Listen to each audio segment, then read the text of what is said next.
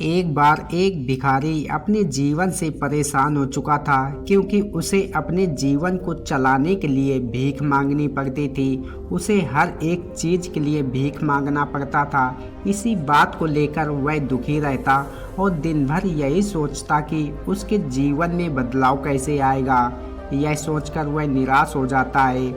वह हर दिन देखता है कि बहुत सारे निराश लोग आंखों में आंसू लिए और विभिन्न चिंताओं से परेशान लोग गौतम बुद्ध के आश्रम की तरफ जाते हैं और वापस लौटते समय वे लोग बहुत ही खुश होते थे। वह भिखारी यह नहीं समझ पा रहा था कि गौतम बुद्ध उनके साथ ऐसा क्या करते थे कि वह बेहद खुश हो जाते थे। वापस लौटते हुए लोगों के हाथों में ना तो ढेर सारे पैसे होते थे और ना ही सोने चांदी। तो फिर ऐसा क्या होता था कि लोग बुद्ध के पास से लौटते वक्त इतना खुश हो जाते थे। यह सब सोचकर भिखारी निर्णय लेता है कि वह महात्मा बुद्ध के पास जाएगा और देखेगा कि वहाँ ऐसा क्या हो रहा है कि दुखी लोग उनके पास जाकर इतने खुश हो जाते हैं। वह बुद्ध से मिलने के लिए उनके पास चल पड़ा। जहाँ बुद्ध मौजूद थे वहाँ बहुत लंबी लाइन लगी हुई थी। वह लाइन में भिखारी खड़ा हो जाता है और लाइन में लगकर अपनी बारी का इंतजार करने लगा।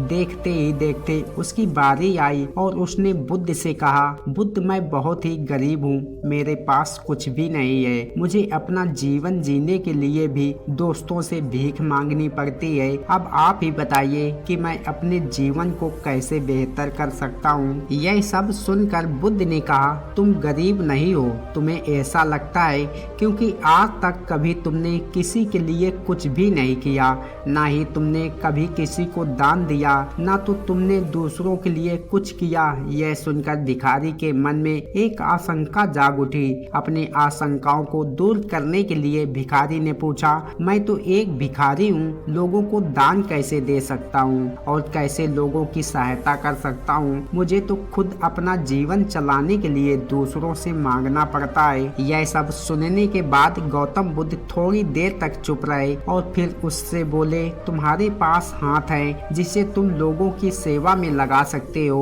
और दूसरों का भला कर सकते हो। इसके अलावा तुम्हारे पास मुंह है जिसे तुम लोगों से अच्छी बातें कर सकते हो और दूसरों का हौसला बढ़ा सकते हो। यह सब करके दूसरों की सहायता कर सकते हो। जरूरी नहीं कि दान सिर्फ पैसों से किया जाए, हम चाहें तो शिक्षा का भी दान कर सकते हैं। ऊपर वाले ने अगर आपको पूरा शरीर दिया है तो वह इंसान इस धरती पर गरीब नहीं है, बस उसका दिमाग गरीब है। उसे इस विचार से हटकर दूसरों की सेवा में लगाना चाहिए। बुद्ध की यह बातें सुनने के बाद वह भिखारी बहुत ही ज्यादा खुश हो गया और अब उसका मन संतुष्ट था। उसने वही बुद्ध के सामने निर्णय लिया कि आज के बाद मैं भीख मांगना छोड़ दूंगा और कुछ ना कुछ अच्छा काम करूंगा। दोस्तों, हम सभी इस बात की चिंता में समय बर्बाद करते रहते हैं कि हम गरीब हैं, लेकिन यह सत्य नहीं है। सत्य तो यह है कि जब तक हमारा शरीर पूरी तरह से बेहतर है तो हम उसका उपयोग करके आगे बढ़ सकते हैं और खुद के जीवन को बेहतर बना सकते हैं। अगर कोई व्यक्ति सिर्फ अपनी गरीबी पर ध्यान दे और उसे बदलने की कोशिश ना करे तो वह मूर्ख है। इसके अलावा हमें इस कहानी से यह सीख मिलती है कि दान सिर्फ धन का ही नहीं, शिक्षा, भोजन, अच्छे विचार आदि का किया जा सकता है। अगर आपके पास धन नहीं है तो आप शिक्षा का दान कर सकते हैं या फिर आप दूसरों के लिए अच्छे विचारों का दान कर सकते हैं और इन दोनों से अत्यंत हमारे समाज की भलाई होती है। धन्यवाद मेरे प्रिय दोस्तों,